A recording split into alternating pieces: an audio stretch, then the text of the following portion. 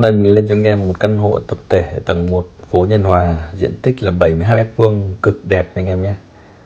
Đây là phòng khách và bếp này. Căn này là 3 phòng ngủ. Giá chủ đang chào bán là 4,3 tỷ anh em nhé. Tầng 1 thì vừa ở vừa kinh doanh, cực tốt luôn. Ô tô đỗ cửa, vài bước chân là ra đường lớn, nằm cạnh phố lớn như là Lê Văn Lương, Vũ Trọng Phụng. Anh em có nhu cầu liên hệ số điện thoại của mình là 0922241981 để xem nhà miễn phí nhé. Đây là phòng ngủ này, giường tủ bánh trượt, sẵn sàng hết rồi, anh em về chỉ việc ở thôi. Điều hòa. Đây là phòng ngủ phụ.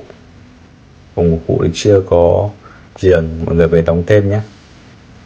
Và đây là toilet, máy giặt này, bình nóng lạnh này, đầy đủ.